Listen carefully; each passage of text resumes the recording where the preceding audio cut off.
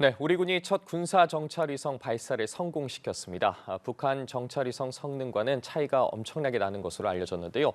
북한에 대한 감시망이 더욱 강화될 것으로 보입니다. 관련 내용 전문가와 함께 짚어보겠습니다. 김열수 한국군사문제연구원 안보전략실장 나와 계십니다. 어서 오십시오. 네, 안녕하세요. 네, 안녕하십니까.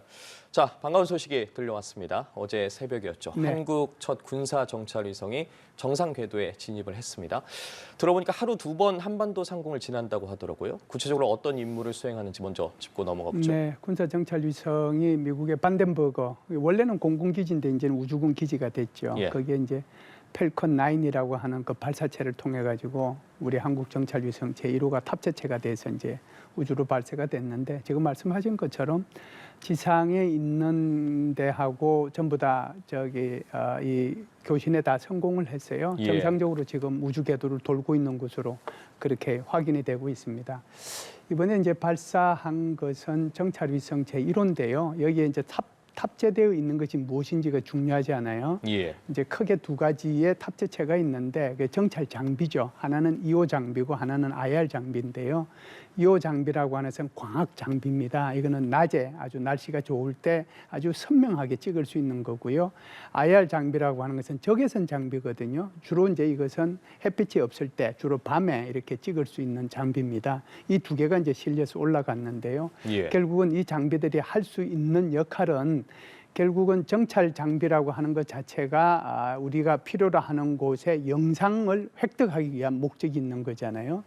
그래서 아마 이것이 뭐 하루에 지구 전체를 돌기는 한 10~서너 번 정도 돌 거예요. 94, 5분 정도 되니까. 예. 그런데 그중에 이제 우리 한반도를 도는 것은 한 2~3번 정도 되거든요.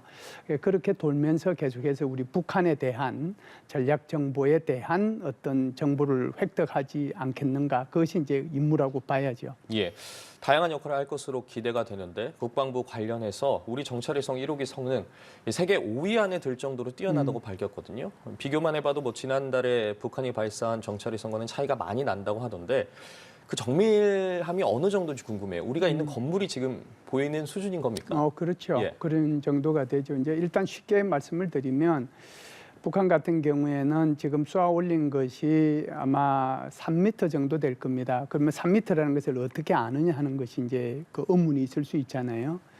근데 이것은 이제 북한이 두 번에 걸쳐서 정찰위성 발사를 했는데 실패했잖아요. 예. 1차 발사했을 때 5월 31일 날 실패했고 8월 24일 날 실패했는데, 5월 31일 날 발사해서 실패한 것을 우리가 다 건졌어요. 그래서 거기에서 이제 그 2단 추진체, 그리고 중요한 것은 앞에 있는 탑재체거든요.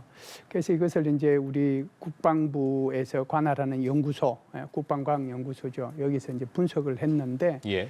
그 과학자들이 아주 깜짝 놀랐습니다. 그 놀란 이유가 하나는, 이 정도의 그 어떤 그 제품, 이 정도의 장비, 이것 가지고 이 미사일이 쏘아서 올라갔단 말이야, 정찰 위성이. 그래서 이제 놀랐다는 거고요. 예. 이 정도로 아주 정확한 그런 장비와 부품과 케이블 이런 걸 가지고 쏴서 올렸다는데 놀란 거고, 두 번째는 어디에서 놀랐냐면은 바로 탑재체예요. 탑재체에 이제 들어가 있는 것을 분석을 해보니까 그것이 군사적인 가치로서는 의미가 없다라고 얘기했거든요. 그게 뭐냐면은 3m 정도 해상도가 나오는 거예요. 그러니까 가로 세로 3m 정도가 하나의 점으로 이제 표시되는 거거든요. 그 정도 나와가지고 이것이 군사 정찰 위성으로서 무슨 의미가 있겠는가. 결국은 이제 서브 미터급, 1m급 이하가 돼야 그나마 군사 정찰 위성이 가치가 있는 거거든요.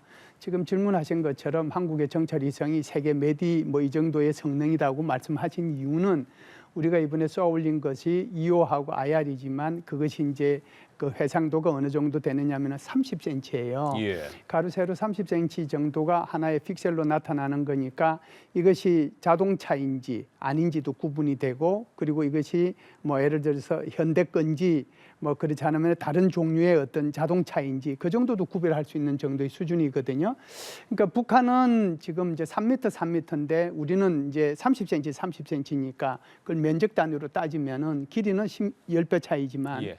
면적으로 따지면 100배 정도의 그런 차이가 있는 거죠. 그러니까 굉장히 성능이 좋은 것이 탑재돼서 올라가서 지금 그 임무를 수행하고 있다, 이렇게 볼 수 있습니다. 예. 성능이 정말 좋다고 말씀해 주셨는데 네. 쉽게 비유하자면 정말 이제 우리 군의 눈이 될 텐데 눈도 그렇죠. 그냥 눈이 아니라 정말 2.0 수준의 눈이 될 것으로 보이는데 네. 앞으로 또 정찰위성 저희 더 쏘아 올릴 계획이지 않습니까? 네, 우리가 2025년까지 정찰위성을 4기를 더 쏘아 올리는데요. 이때 이제 탑재하는 것은 이번에 쏘아 올린 것은 좀 전에 말씀드렸던 광학 장비하고 적외선 장비가 아니고요. SAR라고 하는 합성 계구 레이더 시스템이 장착돼 있는 건데 이것은 전천 후에 이게 그 영상을 찍을 수 있는 거예요. 그러니까 날씨하고는 전혀 관계 없죠. 그래서 이제 이것이 네 기가 이제 2025년까지 이제 내년부터 시작해서 발사가 될 거거든요. 그러면은 총 5기가 이제 우리 한국의 상공을 돌잖아요. 아까 이제 한 기가 대충 도는데 2-3바퀴 정도 우리 그 한반도 상공을 지나간다고 그랬잖아요. 그러면 5기가 돌면은 대충 뭐 10번에서 15번. 그러면은 24시간으로 따지면 적어도 북한의 우리가 전략적 표적을 확인하는데 영상으로 2시간 정도가 걸리지 않겠는가라고 보고요.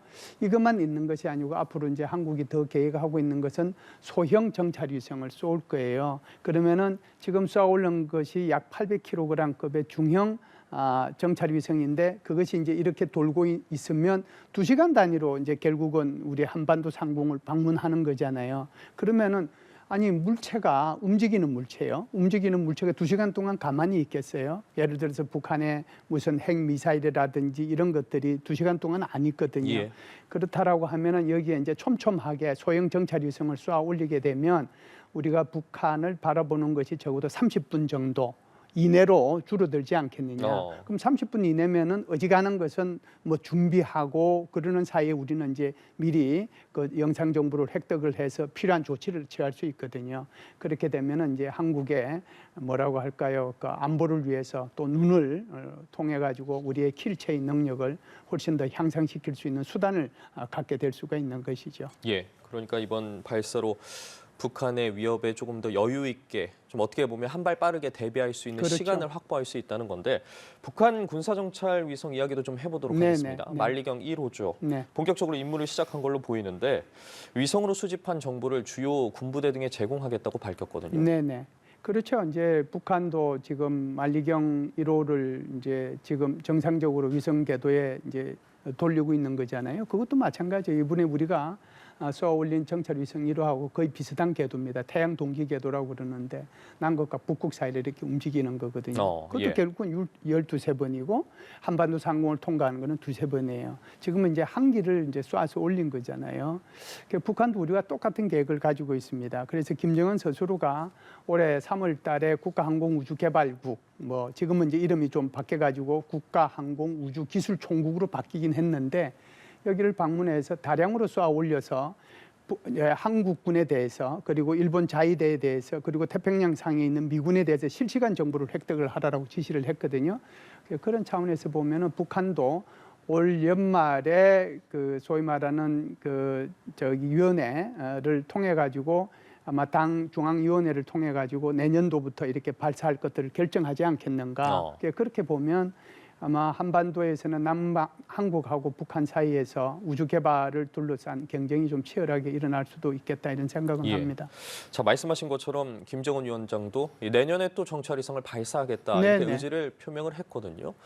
관련해서 단기간 내에 기술적인 발전이 좀 이루어질 거라고 보십니까? 어떻게 전망하세요? 이런 거죠. 제가 좀 전에도 이제 말씀을 드렸습니다만은 북한이 지난번에 발사했던 5월 31일 날 우리 그 한국 해군에서 회수했던 북한의 정찰위성을 보면 그 정찰 장비가 3m급이잖아요. 그게 해상도가 3m급인데 이 3m급은 군사위성으로서는 큰 가치가 없거든요. 그래서 그렇다라고 하면은 결국은 북한이 2호 장비를 쏘든 IR 장비를 쏘든 한국과 비슷한 SA 장비를 쏘든지 간에 이걸 쏘아 올리려고 하면은 쏘아 올려서 중요한 것은 여기에 얼마만큼 해상도가 좋은 그런 장비를 탑재하느냐 문제잖아요. 북한이 지금 우리랑 뭐 길이상으로 10배, 면적상으로 100배 이렇게 얘기하는 이유는 5월 31일 날 쏘은 것을 이걸 그 사이에 몇 달 사이에 훨씬 더 좋은 카메라로 바꿨겠느냐 그러지는 않았을 거다. 그런 차원에서 지금 분석을 해서 말씀을 드리는 거고요. 앞으로는 계속해서 내년에도 쏘고 후내년에도 쏘고 이렇게 쏘아 올리려고 하면 결국은 해상도가 좋은 것을 쏘아 올려야 되거든요. 아마 러시아에 많은 구걸을 하지 않겠는가 이런 생각을 저는 개인적으로 합니다. 예, 어쨌든 기술적 발전을 위한 노력은 계속해 나갈 거다. 그렇죠. 이렇게 말씀을 해주셨는데, 자, 북한이 지난달 위성을 좀 예정보다 빠르게 발사한 이유가 네네. 좀 주요 거점을 촬영하기 가장 좋은 시간을 확보하기 위해서였다는 분석들이 나오고 있거든요. 결국에는 어쨌든 우주과학 전문성을 갖춰간다는 건데. 러시아 말씀해 주셨는데 러시아를 빼놓고 이야기할 수 없을 것 같아요. 러시아에서 그렇죠. 아무래도 좀 기술 이전 같은 걸 받았다고 생각하십니까? 그래서 어떻게 이제 보고 러시아 기술자들이 이제 이거 발사 성공하고 난 뒤에 거기 사진 촬영도 했잖아요. 예. 그 사진 촬영한 거 보면 외국인들이 한 두세 명 보이는데 아마 그 사람들이 러시아인들이겠죠. 러시아 기술자일 텐데 그러면 러시아 기술자들이 뭘 해줬겠느냐 이런 생각이 이제 들잖아요. 예. 기껏 이제 우리 국가정보원에서 얘기한 것은 아마 이 그 우주 발사체에 대한 아마 설계도 그리고 이제 발사해가지고 실패했는데 1차, 2차 실패한 그 원인에 대한 어떤 데이터 그런 정도를 좀 보고 여기에 대한 조언 정도 하지 않았겠는가. 그러니까 이거는 저는 낮은 수준이라고 봐요. 왜 예. 그러냐면 북한 스스로가 탑재체에 대해서는 죄송합니다. 이 발사체에 대해서는 예. 저는 큰 자신감을 가지고 있었다라고 생각을 해요. 왜 어. 그러냐면 2012년도 12월 달에 북한은 그때 당시에 인공위성 발사에서 성공했잖아요. 예. 2016년도 2월 달에도 발사에서 성공했거든요. 그러면은 그 뒤에 2017년도부터 시작해서 북한은 계속해서 화산 12형, 14형, 15형, 17형 다 발사해서 성공했어요. 예. 그러면 이 발사체에 대해서는 적어도 북한은 특별한 문제는 저는 있다라고 생각을 하지 않습니다. 그렇기 때문에 5월 31일 날 1차 발사에서 실패했을 때도 바로 8월 24일 날 발사할 수 있었던 이유는 또 8월 24일 날 발사에 실패하고 난 뒤에 바로 10월 달에 발사하겠다고 이렇게 공언했던 이유는 이 실패의 원인이 아주 심각한 기술적 결함이 아니라는 것을 북한 과학자들이 스스로 알고 있다는 것을 의미하는 거거든요. 예. 그래서 이 부분에 대해서는 특별히 뭐 러시아 기술자들에 의해서 크게 이렇게 뭐 기술 전수를 받거나 어떤 조언을 받거나 그랬겠는가 하는 그런 생각이 드는데 중요한 것은 제가 좀 전에도 말씀드렸다시피 탑재체의 문제예요. 러시아의 인공위성 기술이라고 하는 거, 영상 정보를 획득하는 기술이라고 하는 것은 미국과 버금가잖아요. 예. 걔들도 요 장비 있고 IR 장비 있고 사 장비 다 있단 말이죠. 그러면은 거기에 최고의 질을 가지고 있는 것을 북한한테 넘겨주겠느냐. 그러나 그거보다 조금 해상도는 떨어지는 것은 충분히 북한한테 좀 줄 수 있지 않겠냐 그런 생각을 하거든요. 예. 그래서 오히려 발사체보다는 탑재체에 있는 위성 정찰 장비에 대한 어떤 그런 그 부품이나 장비 이런 것들에 조금 낮은 수준이긴 하지만 그것이 북한한테 오히려 넘어가지 않았을까 이런 생각을 하는데 예. 이제 이 부분은 아무래도 북한 스스로가 이 사진을 공개하면 그것을 아마 우리는 객관적으로 좀 분석할 수 있지 않겠는가라고 예. 생각을 합니다. 네, 관련해서 우리 정부 9.19 군사합의의 일부 조항 효력 정지를 결정을 네네. 했고 또 한미일 그리고 호주까지 군사 정찰위성 발사에 관여한 북한 인사와 조직을 공동 제재를 했습니다. 네네. 북한도 이에 반발해서 대응하겠다고 맞서고 있는데 구체적으로 어떤 내용들이 지금 이루어지고 있는 겁니까? 예, 뭐 지금은 긴장이 좀 고조되고 있는 예. 그런 상황이죠. 하나는 우선 9.19 군사합의의 일부 효력 정지에 대한 전면 파기가 하나의 이제 군사적 긴장을 고조시키는 원인이 될 수 있을 거고요. 예. 또 하나는 북한이 정찰위성 발사하고 또 한국도 정찰위성 발사하고 이것이 또 하나의 이제 군사적 긴장 요소가 될 텐데 군사적 긴장을 누가 일으키느냐 하는 것이 이제 문제가 되겠죠. 우리는 이제 사실상 북한이 그동안에 2018년도 이후에 지금까지 무려 3,400여에 달하는 9.19 군사합의 위반을 했음에도 불구하고 한국은 끝까지 잘 참아왔잖아요. 예. 게다가 이제 좀 심각하게 있었던 것은 작년도 10월 달부터 12월 달 사이에 북한이 해상 완충 구역으로 무려 포를 제가 세어보니까 발수 한 1,300발을 쏘았더라고요. 어마무시하게 많이 쏘았습니다. 방사포도 쏘고요. 그리고 이제 거기에 단거리 탄도미사일도 쏘고 그중에 한 발이 울릉도로 넘어가는 그런 상황이 생겨서 울릉도까지 가는 상황이 생겨서 울릉도에 그때 경계경보가 발령이 되고 그랬지 않습니까? 물론 예. 그거는 이제 속초 근방에 있는 우리 그게 이 영해 바깥에서 떨어지긴 했지만 그리고 나서 작년 12월 달에는 어떤 일이 있었습니까? 북한에서 그 무인 항공기 5대를 대한민국 영공으로 침투시켰잖아요. 그중에 한두 대가 서울까지 와가지고 희적구 가는 이러한 그 위반 행위를 했을 때 대통령께서 이제 이렇게 얘기했죠. 올해 1월 달에 1월 초에 앞으로 한 번만 더 북한이 이런 위반 사항을 저지르게 되면 아마 이게 효력 정지를 좀 검토해봐라라고 했어요. 예. 한국이 고민을 많이 했죠. 그러면 어떻게 하냐? 전면 파기할 것이냐? 효력을 정지할 것이냐?